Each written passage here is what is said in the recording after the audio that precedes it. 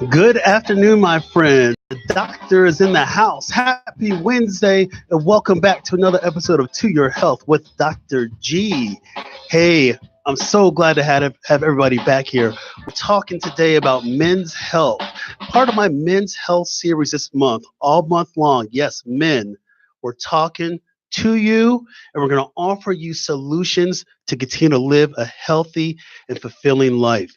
And today's show is undoubtedly true because here's what's going to happen today. I have assembled a super team, as I call it. I've assembled a super team of expert clinicians to help us out. Today, we're going to be talking about focusing your mind in the stigma.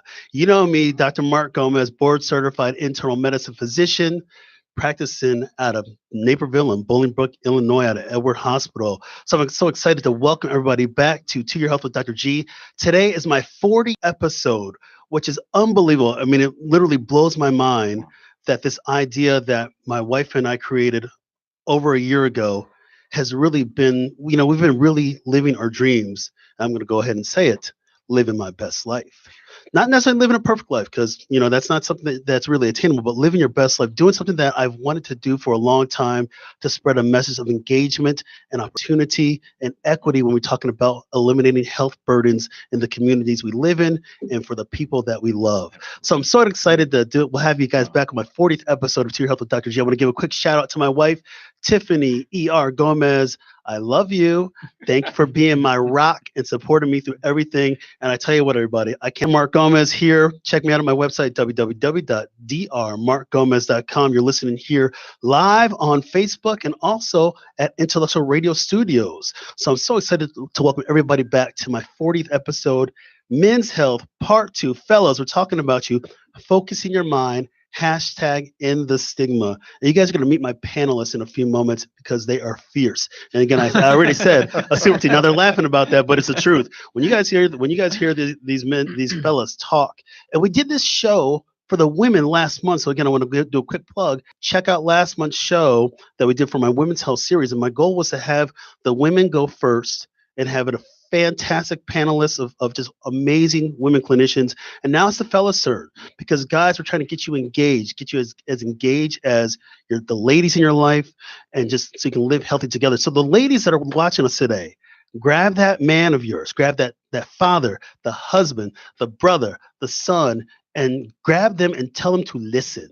Because here's the deal. What we're going to talk about today is something that's important for everyone out there. Mental health touches us all. We're human. We feel. That's quintessentially us.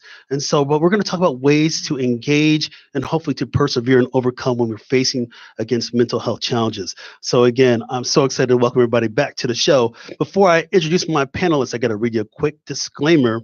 Here we go.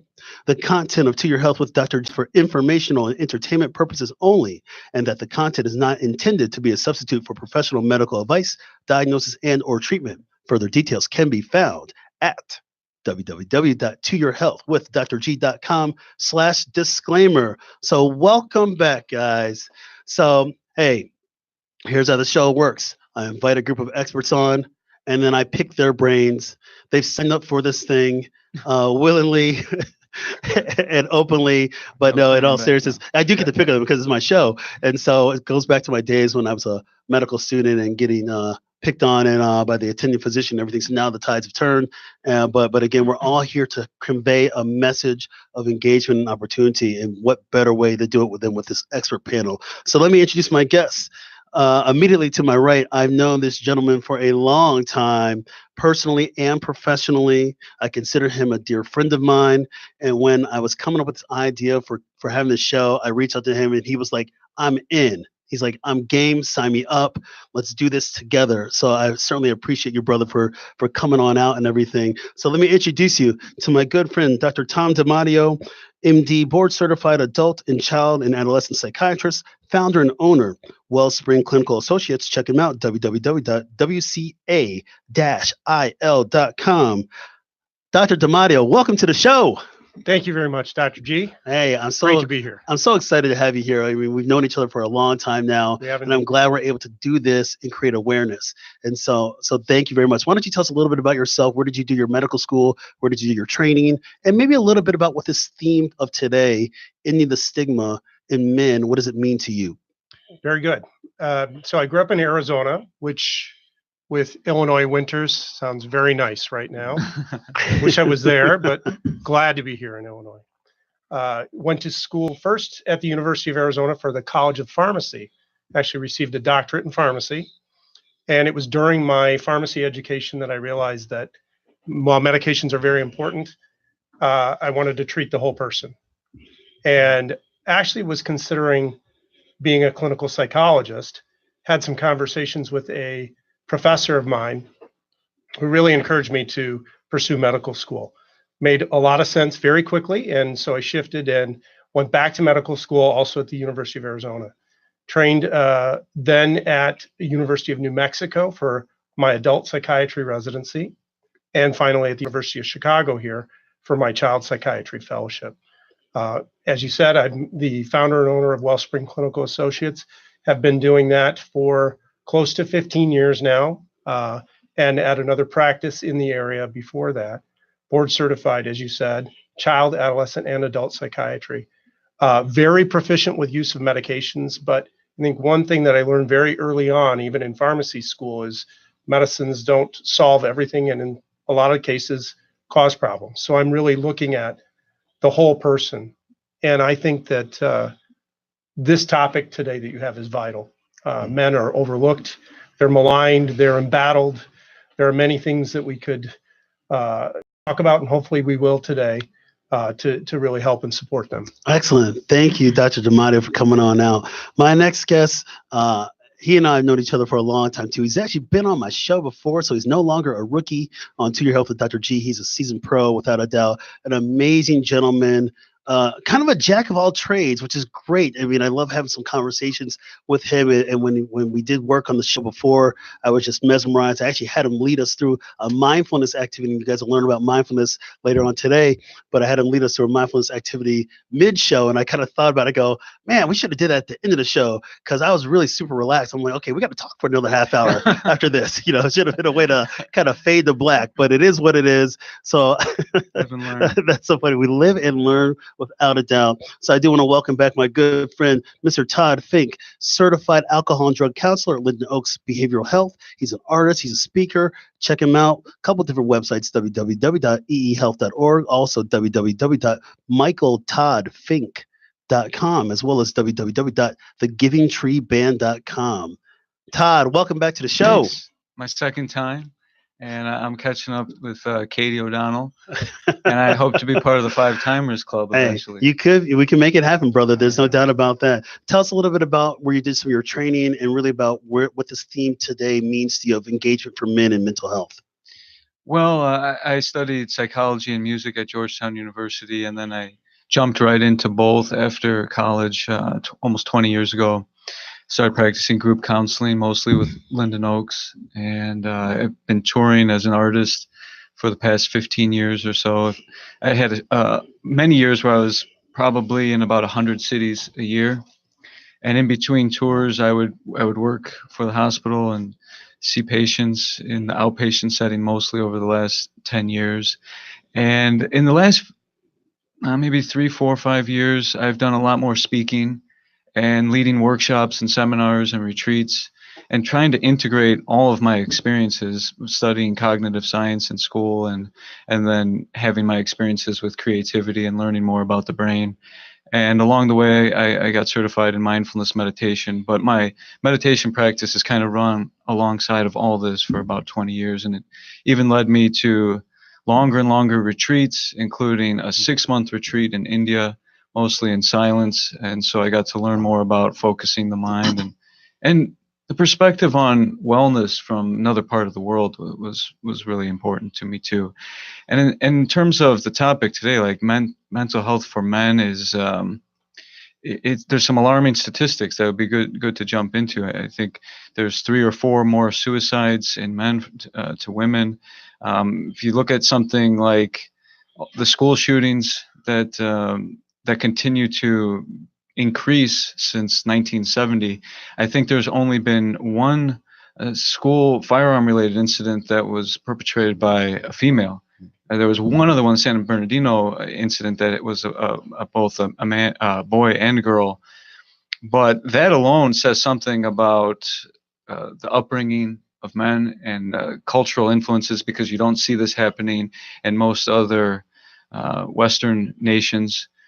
So what's behind that? What's behind violence in different cultures for men and in American culture?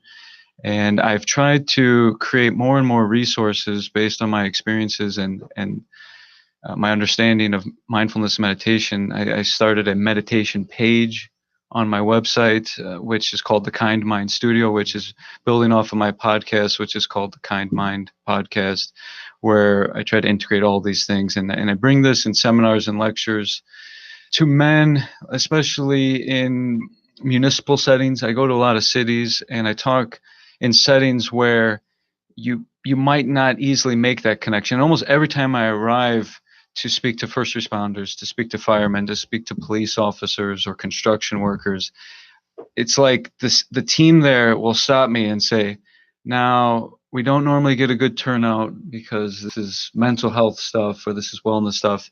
And I'm always surprised by that. And I think it speaks to the disconnection. And so it'll be good to explore what we need to do to overcome that and help men be able to, I think, feel confident or feel encouraged to explore what emotional wellness is all about. And I think part of that is maybe bridging the gap between physical health and mental health. I think just some of the language we use, like mental health and behavioral health, maybe adds to the stigma as well. So I look forward to conversing with this team today, and thank you for having me back. Hey, you're welcome. Thanks, Todd.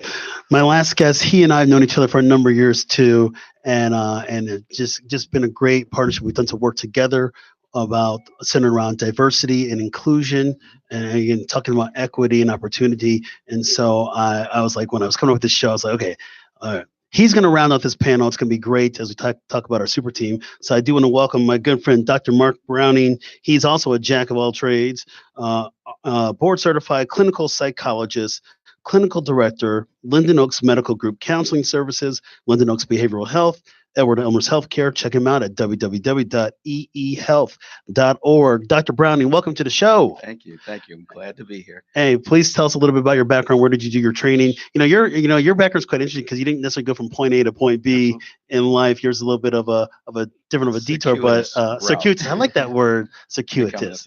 So please tell us about your background. Where did you do your training, and a few opening words about what this theme today means to you. Absolutely.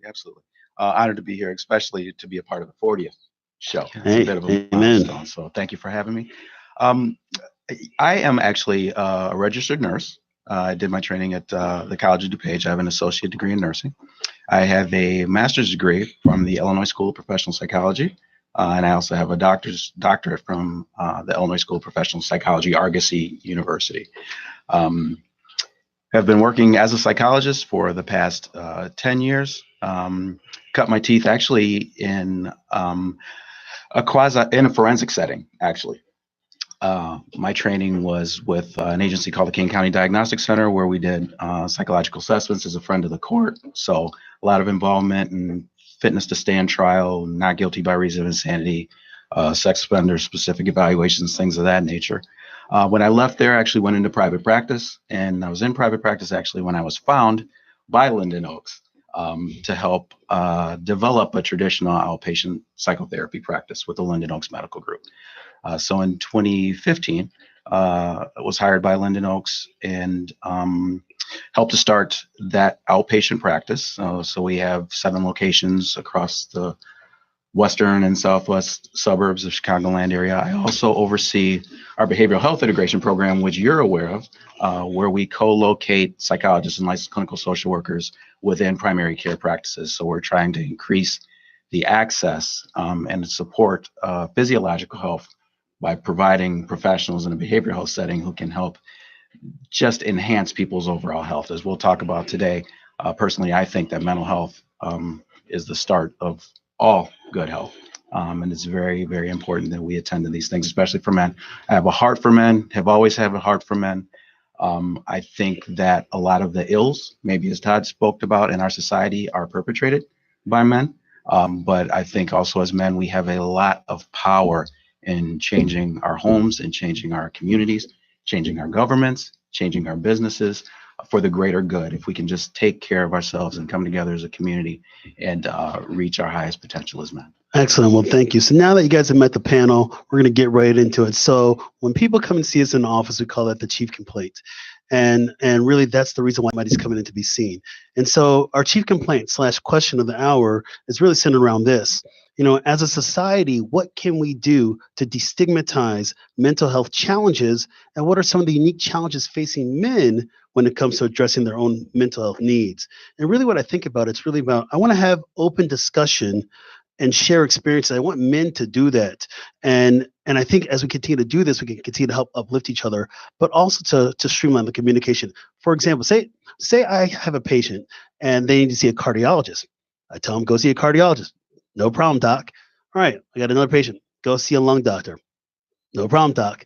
And I have a patient, I need you to go work with a mental health professional, psychiatrist or psychologist. And they go, whoa, I ain't, no.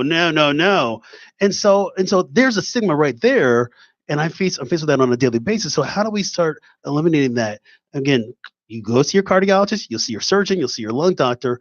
Why can't guys get into this kind of thing? So here we go. I'm going to ask this first question for Dr. DiMatteo. So let's get right into it. Here we go. Will men ever get comfortable talking about mental health with one another? I think the question is in some ways needing to be rephrased. We need to say, what does it take to get men comfortable in talking about mental health? We need to diagnose the problem, but we need to find solutions for that. And I think that's really jumping a little bit past the question. I think the stigma for men is a lot more intense than it is for women when it comes to mental health. One of the things I've seen over the years and working, especially as a child psychiatrist, but as an adolescent and an adult psychiatrist, is that men feel intensely. Men have every bit, if not more, the emotional life that women do. But the problem is they don't have a language for it. Women are innately better at expressing emotion. They're more comfortable with language of emotion, and that's a real blessing for them. And it is a shortfall and a very big challenge for men to be able to talk about, to be comfortable talking about, to have permission to talk about emotion, to talk about what I would call negative emotions. Men, a lot of times, and I would be interested to hear what you gentlemen think, are much more comfortable expressing anger. And I think that's why in many situations, anger comes out more than sadness, especially in teenagers when they present as young boys and as young men. Yeah, I mean, you hit the head on the nail. Maybe it's just a lot of guys, and maybe just from societal norms and perceptions where, guys have to be macho, we have to be stoic, we have to be resilient, but guys don't want to be vulnerable. And I think as you basically said, women are so much better at it than guys. And so again, how do we continue to have this conversation? I would say one way to have this conversation is doing something like this and getting the message out to people. But when it comes down to the day-to-day, that is really where sometimes I feel like I'm racking my brains. And there's no doubt, I think when I see people in my practice, I would like to pick your brain and throw you another question right back at you. I've got more men that come in angry about something than I do than my women patients. Men feel more comfortable with anger. In and of itself, anger is not necessarily a bad thing if it's channeled correctly. Men feel weak, I think, often when it comes to sadness or depression, because the energy around sadness is very different than it is around anger. And Todd, I'd be curious in hearing what you think about this, but men are better at doing things. I think women innately are often better at being. And I think that's a real challenge for men, is how can I learn to be which I think is a little bit of a preview of the mindfulness that we'll talk about. Todd, please elaborate. Well, that's almost what mindfulness is in a nutshell, is actually practicing just being. Because you're right, we're always needing to do something, and we're human beings, we're not human doings. And so mindfulness is really just the experience of just being present. And I think you're right. It's a little bit more challenging for men to tap into that or to experience that. And I agree with what you said about the energies of anger and depression. Depression feels like such a more defeating energy, where it seems like you can actually accomplish something with anger. You can change the environment through your anger. You can get control of whatever feels like is slipping through your control. You can feel powerful. You can feel powerful, right?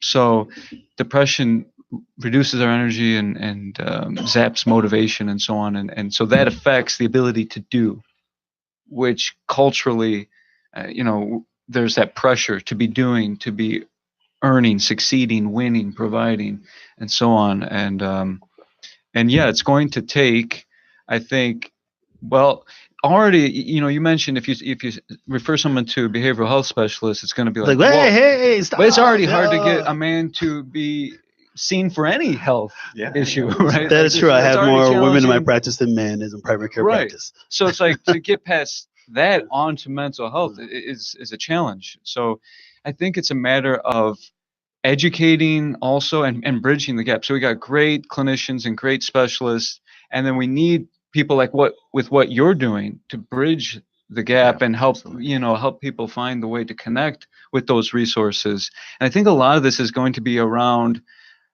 understanding, because most people know something about cardiovascular health, and it's popular to talk about it. This is good for your heart. Eat this. It's good for your heart. Avoid that. It's not good for your heart. And I think if we can accomplish that with the brain, where people realize what you think and what you feel is related to your neurobiology. It's related to what's going on inside of this organ. It's another organ. But when we talk about mental health as something that's independent of all of your physical experiences, that creates stigma, because then men feel like, I have a mind that can overcome what my brain is doing. But when you get into an accident or you have some trauma or someone hits their head and has blurry vision, it's a mental experience, but you can't just will your way out of it. Not at all. Depression, sadness, and so on can be similar in that way, where it seems like I need to find something inside of me to transcend what's happening mentally. But if we understand that, no, this is actually something that you could talk to somebody about, this is something that can be treated, and it's normal and it's common. Do you think, let me ask this question, Dr. Brown, and do you think, I think about it in school growing up, you'd have clinicians that would come to the elementary schools, talk about, here's the food pyramid. This is the importance of physical activity. And so you have that kind of early intervention. Hey, here's kids. I mean, I went to my daughter's kindergarten in the past and was like, hey, I'm the doctor for the day. And then we draw the heart and also, but nobody's doing that when it comes to mental health. Is that an appropriate thing to do? Should we be taking this conversation to the elementary, to the school districts at a younger age and getting them exposed to this kind of stuff, just like how we're exposing kids to the food pyramids or healthy plates or cardiology stuff, heart stuff? Absolutely. Both, whether it's for children in their academic environments so that they get a better education and knowledge of these concerns, because kids are experiencing things at younger ages than we experienced them as kids, that they're growing up much more quickly. They have so much more information coming in, and they're a lot sharper and more intuitive at a younger age than I think they've been in the past. So I think it would be beneficial. But to your point, I think the information to the community is very important as well. I had an opportunity this past summer to speak at a church on the west side of Chicago. We were talking about more or less mental health first aid, just like we have CPR, how we help to resuscitate people when they have a struggle. How do we recognize when there are emotional health concerns? Not that we're like CPR, when we take care of people, we're not fixing them, but we're sustaining them to get them to the appropriate care, whether that be emergency room, whether that be a physician. If we can take that information to the people so that people in our families, or we recognize in ourselves when we might be experiencing mental health concerns, we can intervene early and make a difference in what's going on in our own lives. So the education is very much paramount whether it's for kids in school, whether it's in the high school level, at the college level, or adults within the community, but also just being willing to have the discussions and the conversations, because all of us are feeling these ways. We just oftentimes we need to know that somebody else feels the way that we feel, and that this is not exclusive to us, and it's not uncommon or unusual for us to have these experiences. I think a lot of, even in the pop culture, we're seeing more awareness. I mean, even let me even take a step back. I mean, yes, the vernacular is so much more common today to have these kind of discussions, but it used to never be that way.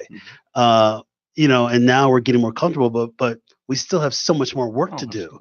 And we're not even like touching the surface because we just got to do it. And it's like getting out there and getting into people's faces, just like how, cardiologists have done it for a long time. We teach our kids early, don't smoke, show them a pair of smoker's lungs, but you're doing all that kind of stuff at an early intervention. And then, the way how we kind of grew up, and I'm kind of generalizing a little bit, but the way we grew up, we had those kind of exposures, but not the mental health exposure. And you guys are really arguing today that your mental health is too important to ignore. And I want to say that again, your mental health is too important to ignore. And so now we're talking about ways to hopefully help bridge the gap. I want to ask you this, Dr. DiMatteo, it's interesting, being a child, adolescent, and adult psychiatrist, you've done a lot with so many younger people. Would you think from your end it's appropriate to intervene at an earlier age, kind of with the same corollary when we're talking about heart or lungs or CPR or whatever? Is it important to get in somebody's face at the early age? Absolutely, it's important. People need to be able to come up with these ideas and understanding that it is okay to express yourself emotionally and mentally. And as I said, especially younger children do. Statistically speaking, people with mental health problems as adults have a higher likelihood of medical problems. Mm-hmm. So we need to not forget that it is vitally important to talk about these things, not just for mental health, but for overall health. And I think, to some of your points earlier, Todd, the idea that the mind is separate from the brain, is separate from the body is one of the biggest myths that I think contributes to the stigma that we're dealing with. And starting early helps to break some of that cycle, helping children to understand it's okay to get frustrated. It's okay to be sad. Not only is it okay, it's good to talk about those things. And it's good because you start to learn mastery of those things. Mm-hmm. You start to learn self-control. You start to learn that when you're having trouble, you have places you can turn to. So that is vital. Excellent. Let me ask you this question, Todd. We're talking about, obviously, we're having this great conversation right now. Not all communities have the same resources to have this kind of discussion. Dr. Brown just mentioned that he was doing some work on the west side of Chicago, which certainly is an underserved community. We kind of practice out in the suburbs where we have more resources. How do we kind of get into those communities that need these resources the most? What's your kind of thought on that? How can we keep this conversation and make it equitable for everyone to have this kind of discussion? Well, it's not equitable right now, and I think that's important to realize and acknowledge, and it's going to take special effort to bridge those gaps. I want to also add something to what Dr. DiMatteo said. With the mindfulness training that's coming into schools, I think is going to help make this shift as well, because I think men grow up and they don't actually know what they're feeling. We're feeling and we don't know until afterwards we look back at the wake, of our anger or something, and like, wow, I was really angry. But if we can help kids actually understand what is a thought, what is an impulse, what is a feeling, and how they change, what is your mood, and get into the healthy habit of just being aware, the same way that people look at the weather every day, every morning. People want to know what's the weather going to be like, for two reasons: to plan and to prepare. But in the same way, we can teach children to do some like internal weather, some affective meteorology, and have a sense of their mood, their energy levels. And then you can teach people how to take care of yourself when there's sadness, when there's low energy, like what would be healthy, then what would be a healthy response. And I think we're getting better at that. And to speak to the equitable part, it's like this is happening in certain parts of the country. It happens in places where there's more resources. There's a lot of progress happening with mindfulness in schools and emotional well-being and the training for that in California. And it's slowly spreading to other places. But we need the research. I think as more and more research becomes accessible and abundant, we can take that to more and more organizations and more systems and show the efficacy of implementing these programs everywhere. Well, I'm a big fan of, again, as we're talking about this, we don't want this conversation to go silent. You know, the fact that we're here today and I wanted each of you guys to be on my show, it's because you guys have a message, but you guys are very unified in that message of creating more engagement to hopefully help people continue to live healthier and active lives. We're talking today in this finite amount of time, but this conversation cannot go silent. And I challenge people out there that are using the hashtag, I haven't said enough, hashtag in the stigma, but I challenge people out there to have these conversations as part of a daily basis. No different than you're having a conversation about healthy eating, exercising, going to see your doctor, going to get your heart scan or whatever we're going to be doing. I want this conversation to be a daily conversation, but it's going to take a village. That old saying, it takes a village. It's going to take more of us unified together to say, hey, it's okay to talk about this kind of stuff. You mentioned, Todd, one of the things, as you're saying, you're kind of saying like is do this internal assessment of the weather, so to speak, an internal assessment of yourself. And that reminds me, because what I try to do every morning, and this is just a common example that somebody can do, I take 5 minutes after I wake up and I just starfish. And I just learned about starfishing from my good friend Katie O'Donnell not too long ago, last month, when she's on the women's health version of the show. And literally I kind of like just spread myself out. I make sure I'm not in the bed so I don't accidentally hit my wife, but I get on the floor and I kind of say, all right, I'm spread out like a starfish. And I say, all right, I'm vulnerable, but I'm going to, even though I'm human and I have vulnerabilities, I'm going to accept those vulnerabilities, but I'm also going to try to be resilient in my daily efforts. And I think for me, that helps set my tone for 5 minutes. That's all it takes. You can do that while the water's warming up in your shower. But that's me. I've kind of made it more intentional and purposeful for me. But I'd be kind of curious to see like how you guys kind of talk to men about setting a tone to get through their day. So I'm going to start with Dr. Browning. How do you tell men to kind of set their tone to start the days? Well, I think what's common and for most of us, and I fall into this trap all the time, is that there's so many things that need to be done. So as soon as I roll out of the bed, oftentimes you're falling into your day and the things that need your attention. You're already on the phone, checking out what your schedule looks like, day meetings and those kinds of things. And really, really not to harp on the mindfulness, but it really goes back to a sense of not just slowing down, but stopping. First thing, checking yourself, sort of regulating how you feel physiologically that day, what's on your mind, was there things that were keeping you awake at night so that your sleep was restless, what kind of things do you feel like are pressing on you that need to be addressed, and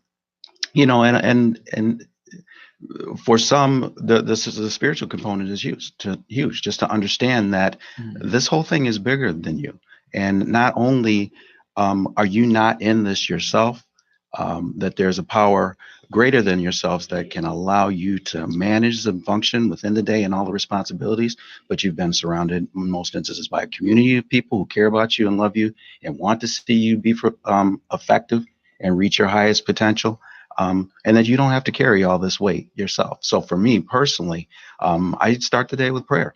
It's like, God, give me the strength to be able to manage whatever comes today. The things that I can't manage, let me turn them over to you, and let me be a blessing to somebody else. Because oftentimes it's interesting about depression, but it can be kind of a myopic view of your own stuff. So we really kind of hone in on what's going on wrong in our lives and really get locked in on that, and kind of to the exclusion of the things that are constructive that are going on in our lives, the people who are beneficial in our lives. And sometimes we can get our eyes off of that and get a little respite from it by making sure that we're a blessing to somebody else. Who can we help today? Who can we assist? Who can we lend a hand to? Who is struggling maybe as much, if not more than we are, and how can we be of benefit to that person? It's amazing how much that galvanizes you and shows your own personal worth and value, and has an impact on the other person in the greater society. And if we can kind of start in that way, I think it sort of sets the trajectory for the day. So let me ask this question to Dr. D'Amadio. How do you kind of approach things? Because again, you're a busy clinician, you're a family man, you wear a lot of different hats, being a parent, a spouse, a clinician, we have to kind of take up our own medicine, and then you're giving out advice to your patients. How do you kind of set your tone to be able to do what you do? Great question. And Dr. Browning, I'm going to jump off what you said. I think spirituality is a very important part of this. There's so much I could say. We could probably fill 10 shows in response to what you said. I'll be a part two. I think that one of the ways to start is the night before. And actually, in a sense, beginning with the evening before and considering the self-care that can come with nourishment, with a proper meal, with letting go of the day, and then with appropriate rest. It's very important. Mm-hmm. And then as I rise, I read scripture every day in the morning. Yeah. I consider what the words are there, let those wash over me. And my prayer is that I can be a competent physician and that I can be present for each of my patients as they come. That's a very important part of my day and how I started. But I think altruism, which is what you were speaking of, is something that is universally needed, but needed for each of us individually. When we turn to other people and look at what we can do for others, our hurts go down. Absolutely. Todd, what's your thoughts on that? Yeah, it's beautiful things that both doctors are saying. And I think to build off that, I would just say that what they're describing is mindful transitions through our day, through our life. If you learn the art of transition in a day, like you leave work, now you're in a new role. You're in the parent role, let's say, or the spouse role. But if you're carrying everything and you're racing through these transitions, you get ahead and you get behind yourself. I think in the morning, the average American hits snooze 12 times. So it already says something about intention. This is all about intention. People who live over 100 in our country, it's the fastest growing segment of the population. It's amazing. It's happening all over the world. But those who are healthy over 100 have a pretty common trait, and that's that they have rituals for, and this is what you're speaking to, I think, intentional rituals, which is like a spiritual moment. You put the S in front of ritual, or P in front of ritual, you have spiritual. And that's about being mindful when you have these shifts. And I think historically, this would be like sunrise, rising mindfully, tuning in to your higher power, or as the doctors described, and in the evening, letting things go, setting things down, preparing yourself for the next day at night, training yourself to be disciplined enough to get the appropriate amount of sleep and at a similar time, and so on. And all that becomes an intentional way of life. But to have an intentional lifestyle requires that you have a sense of what's important to you. And I think it's a little bit different for everybody, but to do that kind of self-reflection and maybe identify 5 core values and then think, how would your life be structured around those core values so that it's guiding you towards the results that you want out of the most meaningful areas of your life, and then people can build their way that resonates with them. Well, I think as you're really talking about, I love that intentionality on things, and it's something that is not, maybe the general public might think of, it might be more impossible to have, especially when people, especially a lot of men, are faced with, I got to clock in at 6 a.m. I've got 3 kids at home. I got my wife. I got to do a million things, and it's hard to be intentional in those kind of moments when you're always have to move or something's got to happen.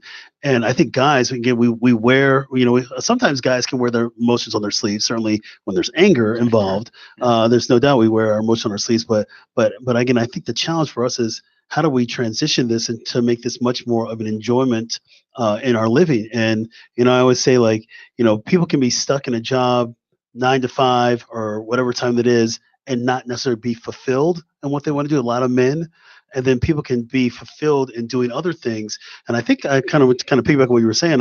You're saying, like, identify 5 core things. You're really talking about passions. Find something that that gets a pulse in you. And if that's your passion, then follow it. Because if you don't love yourself, if you're not living to things that you believe in, that you're passionate about, and you might be following somebody else's goals or ideas, then you're not really living your purpose, and that can actually take away from your inner enjoyment in life. Absolutely. I think what you're speaking to, we become sort of kind of harsh, but victims of circumstance. Like, we don't have any control in our lives, and we're just on this wave without a rudder, and we're just being taken wherever the wind takes us. And hard is not impossible. I find myself saying that a lot to men, to clients. Most anything that we want is going to be difficult for us to attain.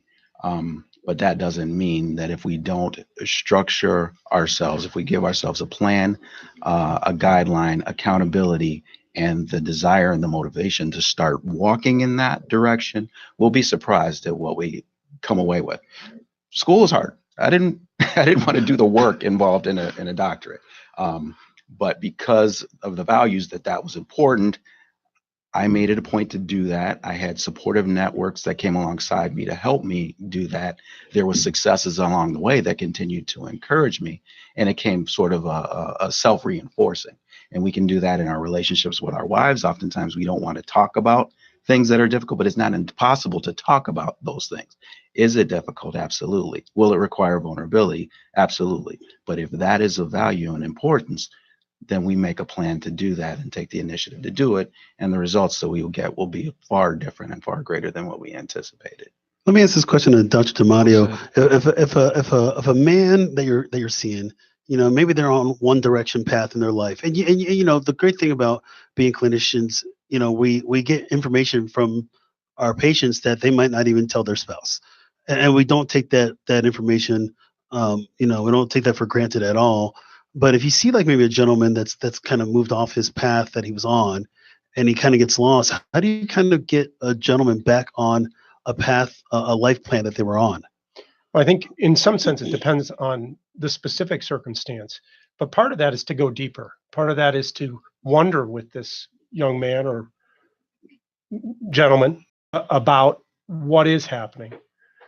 Now, I like to think about the teleology of emotion, the end purpose of emotion, because I think each emotion has that. And I think in our society, especially with the powerful medications that we have that are oftentimes can be very effective, people tend to lean on them and they tend to hide behind them. They tend to think that negative emotions should be medicated away. Mm-hmm. And I think many of these men that you're referring to will present because their emotion has driven them to that point, or their emotion has perhaps aggravated their spouse or their significant other to the point where the spouse or significant other. You need to come in right now. Come in right now. Get in there right now. I'm done with this, right? But I really think that just like pain has value, pain doesn't feel good, but it is good. Mm-hmm. Pain alerts us to a problem. Our negative emotions do the exact same thing. And when men are struggling with anger, they're struggling with depression, we need to not run from that. One of the challenges that I present to people as a psychiatrist is I say, wait a minute. We don't need to put you on Prozac right now. Mm-hmm. Okay, you don't need to be on Wellbutrin. We're going to talk about this. Let's slow down a little bit. What is your feeling life telling you? You're off base. Just like if you twisted your ankle, you wouldn't keep walking on it. If you did, you'd have a lot more damage. It's the same thing. And so part of that is a kind of a congratulations to that person. Hey, you made it in here. You were listening. Let's listen deeper. Excellent. Mm-hmm. So, gentlemen, we got a little bit of time left. So I want to transition. This has been just amazing discussion and really getting granular into those kind of details of just the challenges that men face, but also the opportunity, taking what may be perceived as a negative situation and learning from it and turning it into something positive. And I don't want to stress this. I can't stress it anymore. If you're out there having some challenges, struggling, talk to your doctor. One of the things we're having a conversation here, but there's nothing will substitute having a relationship with your doc. They're there to rescue you if you need rescuing, but you got to take that step to go in there. So what I want to do, we got a little bit about 10 minutes left or so. I want to dive into the myths versus facts. And this is something that I unveiled on the show a number of episodes ago. And really what I'm going to say is I'm going to say a statement. I'm going to have my panelists kind of say myth or fact, maybe just a few sentences. We'll kind of keep it kind of rapid fire, myth or fact. But we really want to try to set the record straight, and that's what we're trying to do on the show. So here we go. Myth versus facts. Focusing your mind in men. All right. Here we go. This is going to say ask the first one to Dr. D'Amadio. Here we go. Here's a statement. Myth or fact? Medications for anxiety are addictive, so they should be taken only if absolutely necessary. Generally myth. And please explain. Some medications can be habit forming. Many of the medicines that we use for anxiety are not, but appropriately prescribed and appropriately monitored, they can make a big difference in people's lives. Excellent. Here we go, Todd. Myth or fact? Here we go. Focusing your mind in men. The causes of anxiety disorders are usually rooted in childhood, so effective therapy must focus on that time period. What's your thoughts on that one? Well, I would say generally myth. I think it's interesting to see how we all share some common ancestry with emotions and a legacy of anxiety. Our ancient ancestors needed anxiety to survive in the hunter-gatherer days. If you didn't feel fear, if you didn't get the impulse to defend yourself or to get away, and maybe some people didn't, they would be weeded out by natural selection. So we have this, but the problem in modern times is that it's being triggered by things that are not dangerous. I think we've evolved to have only one stress response or one type of stress that we respond to. It's danger. And when things that are not dangerous are triggering our fight-flight instincts, we learn to use mindfulness and deep breathing and other responses to develop a nuanced response to anxiety. But I don't think it's all about childhood, although it may be involved. All right, thank you. Here we go. Dr. Brown, here we go. Here's a statement. Depression isn't real. It's something in your head or it's being lazy. Myth. You got an easy one. Yeah. Yeah, I love that one for you, Loudball. I'm picking on these two a little bit. Yeah, appreciate it. So depression is real. It's legitimate. It is not about being weak. And then, as Dr. Tom said earlier, it is not something that you can necessarily will yourself out of. It is an indication that something is wrong that requires attention. I like the discussion about opportunity as well. To piggyback on both gentlemen said, it's an indicator that there's something wrong that needs to be addressed. It is an opportunity to address what it is that's taking place, and it is an opportunity for growth and development and healing. You get the support of someone who knows from an academic, professional background and professional experience background, and you guys work together to do that. We come alongside you and support you. It can be a catalyst to a much, much more fulfilling life. Excellent. I'm going to allow this one to you, Dr. Tom. Here we go. No. Here we go. Myth or fact. Here's a statement. Depression can develop in any age group, ethnic group, economic group, or gender. Wow. I'll give you a loud. Absolute fact. Please explain. Depression does not discriminate. Depression is one of the most common problems in medicine, not just in mental health. Depression is one of the top causes of disability in America. It is a very serious problem. It's biological, it's psychological, it's social, it's spiritual, it's all of the above. Pick D. Excellent. All of the above. All of the above. Thank you very much. Thank you. Here we go, Todd. Here we go. Myth or fact. If you eat right, exercise, avoid caffeine, and live a healthy lifestyle, your anxiety will go away. I'm in trouble. Yeah. That's a myth.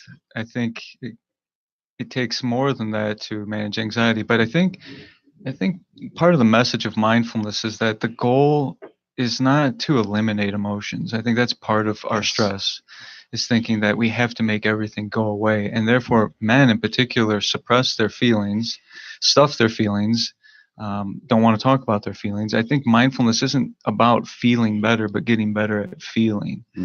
It's a lot like the weather that I mentioned before. If you're caught up in the storm, of course, we would interpret it as bad or evil even. But if you're in a safe space and you can observe the storm, you actually see the beauty in nature. Similarly, when we can start to tune in to these experiences and allow them to flow through us and understand their meaning, their significance, and ultimately choose our response, it's not about curing anything. It's about really, I think, having a deeper understanding of the human experience and supporting each other, like you've mentioned, as a community. Excellent. Here we go, Dr. Browning. Here's a statement. Myth or fact. Therapy can help you reduce worry and suffering and learn a different relationship to your own thoughts, regardless of your temperament and how long neurotic habits have been in your life. So basically, therapy can help you reduce worry and suffering and learn a different relationship to your own thoughts. Fact. Absolutely. It is pretty much what therapy is about. It is a non-judgmental, therapeutic, trusting relationship in which you have the space to discuss not only the challenges that you're experiencing, but to be open and vulnerable to someone else who can help you, not give you the answers for what's going wrong in your life, but help to illuminate blind spots, because the answers are within you. We can help you, guide you to a position where you can determine what exactly it is in your life that's creating challenges for you, places where you can grow, things that require and would benefit from having the attention, and developing strategies for going about attacking those things. And it's really, for me, it's therapy is helping people reach their highest potential. Everybody's going to have different levels of that, and there's always going to be separate issues, but it is one of the greatest opportunities for growth and development, not only in our physical health, but also our mental health, but also in our physical health. Excellent. Please go ahead. Jump in. Yes, jump in, please. Because I think as it relates to therapy, I want to speak something about medicine. Mm-hmm. I think medication is there to help people function. Therapy is there to help people grow. Absolutely. Medication's function, as I see it, is to eliminate those overwhelming times, those difficulties in managing, so that you can be in the best position to benefit from therapy. But therapy really is the primary avenue for growth, improvement, and health in this regard. And I don't mean to necessarily diminish medication generally, but when it comes to depression, I see it as medication is putting somebody in the position to maximally benefit from therapy. Absolutely. Just if I could just piggyback on real quick. Research indicates that the greatest outcomes in treatment are through the combination of appropriate medication management and psychotherapy, the combination of both. I would see people sometimes, the diagram I would look at looks like two parallel lines. I would see people who were in a manic phase, who were way up here, who couldn't make any use of therapy. They can't sit down. They're hyperverbal. They're off the wall. You can't even get their attention long enough to do anything. As I've seen people who are so profoundly depressed that their concentration's poor, they can't focus, they're not attentive, they don't have the energy. Appropriate medication management puts people in that range where they can effectively utilize psychotherapy, and the combination helps them get the best possible results. One of my horror situations is when somebody comes in after having fits and starts at therapy, not making a lot of progress, and I put them on Lexapro or Prozac, and a couple months later they come back and they say, well, we're not doing therapy anymore because everything's fixed. I say, what? Yeah. No, it's not. We're just getting started, baby. I don't heard this. We got to back this up. We got to back this up. This is not the intention here. And that's a good example of where we overshoot sometimes. And I'm going to do a myth versus fact myself because I want to participate. So here's my myth versus fact. Here's a statement. Mindfulness can be practiced daily and in many ways. And I say that is a fact because I try to do it. I starfish every morning, everybody. So that's what I do. But being intentional in your efforts and intentional in your daily behaviors can literally open up the world on a way to see it in a positive way, in a very non-judgmental way, and helping you continue to live a healthy and active lifestyle. So we got about 5 minutes left, guys. So I want to bring this on home. We talked about the beginning about the chief complaint, why we're here today, talking about ending the stigma in men, how do we create more awareness. When people come in, when we're done seeing them in our clinical practice, we call it the assessment and plan. We give them their diagnosis. We give them a plan to march on home with, and hopefully the most important thing, having a follow-up. So let's bring it on home. Dr. Browning, let's start with you. Give us a few kind of maybe like a top three or a few couple quick pointers for men out there that are listening, or for the women that are listening on behalf of the men in their lives. What are a couple of quick pointers for men to be successful in ending the stigma of mental health, but also having success in mental health, period? Okay. It's kind of a simple philosophy, but if you feel like something's wrong, it probably is. If you're feeling out of sorts emotionally, your emotions are out of control, You are apathetic to the point that you don't want to be engaged in anything. Your thoughts are overwhelming you to the point that you can't focus on anything else. Recognize that there's something wrong. And whether you go, I would suggest you seek treatment, whether it's through your physician or a psychologist or someone along those lines, but talk to your wife. I am a big advocate of that. So recognizing that there's something wrong, taking a risk and taking the initiative to be vulnerable, and having a mindset that think this is temporary, that things are and can get better with the appropriate intervention. Excellent. Todd, give us a couple of quick closing remarks. Well, I've loved this conversation, and I think if we take some of the energies that we think were stereotypically masculine, like courage, strength, power, and so on, I think we can still apply those to being vulnerable, being radically honest with the people that we love, and trusting the people around us. I think it's important for men, like Dr. Browning said, to talk to somebody if they feel like something's wrong. I mean, if you don't have that in your family, just know that there is help out there, and to seek it out. And I think we need to do a better job bridging that gap as clinicians, and that's why we're all here today, and I appreciate that opportunity. Excellent. Dr. DiMatteo, a couple closing remarks. So I would say that depression is in part biological, and there are times where medication is important. But as I said earlier, it's very important to recognize that men are emotional, and not to be afraid of your emotions, not to run, especially from what we would call the negative emotions of anger or frustration, anxiety, sadness, but to recognize that those are opportunities, and that's a word that we've used here, opportunities for growth. But we have to be trusting enough and courageous enough to step forward and get that help. Excellent. Thank you. My closing remarks are this. Number one, I want people, men out there, I'm talking to you, men, be honest about your experiences. It's importantly, you have to be honest with yourself and trust yourself, Amen. Love yourself.